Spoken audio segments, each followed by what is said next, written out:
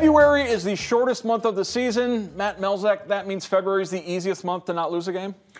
No, technically, I guess it could be. Actually, October ends up being the shortest month, hockey-wise. Hockey-wise. To not lose a game. But, you know, some teams manage to do it in a different month. So obviously we're talking about the Toledo Walleye, who just wrapped up a February where they went 11-0-1 in overtime loss, so they did get a point. So all 12 games of this month, they got at least 1 point. 11, they got 2 points, which is why they find themselves in a tie for first place with Cincinnati. The Cyclones have been just as hot as the Walleye. That's why they're tied for first. Yeah, both teams are rocking and rolling right now, but, you know, Toledo's won 10 straight, as you mentioned. They're 11-0-1 in the month, 23 out of 24 possible points. It's really crazy. I mean, I had to get the record books going. I'm looking back at month after month after month just to kind of see if there was another one. There was an 11-win month back in 2015, March of 2015, but in that month they played 16 games, just won 11 of them, and it's just unheard of to even get the double-digit wins in a month. It's very rare, and to see Toledo do that in 1 month and to not lose a game in regulation, impressive. There are a lot of impressive numbers about this month. Let's talk about what the goaltenders have done. John Lethman, 4 shutouts. He has won his last 11 starts, and it's not like Sebastian Costa has been any worse than Lethman. They've both been spectacular night in and night out. Yeah, there's a reason why now they're both basically top 10 goalies in the league. You look at, you know, what John Lethman's doing now. He now leads the league in goals against average. He's 1 point back in save percentage at this point. Yeah, I mean, he hasn't lost a game in regulation since November 27th, Mark. I mean, it's to a level right now where he's seeing the puck so well, and then with the way Toledo is playing defensively in front of them, I think you talk a lot about the goalies, and I've talked to both of them many a time, and they start talking about that umbrella that they're getting in front of them, and that talking about the 5-man defensive unit that Toledo's playing with right now, because they don't allow a lot. It is taking away from a lot of great scoring opportunities. You look just on this weekend, you know, Friday, Saturday, and Sunday against Indy, and then the 2 against Wichita.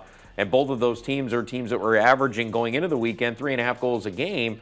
I mean, Toledo held them to a whopping 2 for the whole weekend. And there just isn't a lot of scoring opportunities. They're just doing such a great job defensively. The way they bought in and how they got to play to win games is super impressive what they're doing. A 5-1 win on Sunday. Among those 5 goals, Simon Denis. He's back with the Walleye. He's probably not had the season he envisioned this year. That was his first goal on Sunday, but it was an important goal for Simon Denis and Walleye franchise history. It really was. He's now the career all-time defenseman leader in goals. He already had the assists. He already had the points. He already had the plus-minus.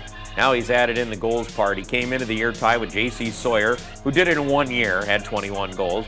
But, you know, Simon Denis and he were tied for the most goals ever by a defenseman in a Walleye uniform. Now he has all 4 of those under his name. He's been a great defenseman over his time. Brendan Hawkins, another 2-assist game on Sunday as Hawkins celebrated bobblehead night with a great performance. He did. He now over 200 career points for him as a pro player, which he didn't even realize till we interviewed him in the second intermission. Oh, really? Okay, great.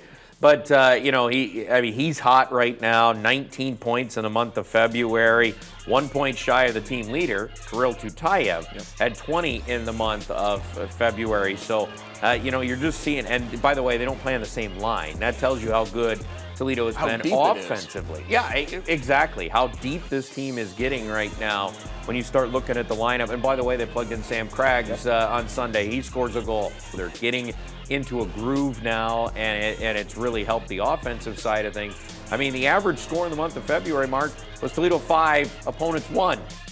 It's silly. I mean, you know, we use the term sometimes video game numbers. That's kind of what this is right now. Walleye on the road Wednesday against Fort Wayne, off Friday, but then home Saturday and Sunday. Last time they played Fort Wayne, lost 7-4 at home. That's the last time they've really given up a boatload of goals in a game. So we'll see how Toledo responds Wednesday, but then pink in the rink this weekend on Saturday and Sunday, Mark. It's going to be a lot of fun. All right, thank you very much, Matt Melzak from the Toledo Walleye, the red-hot Toledo Walleye winners of 10 in a row.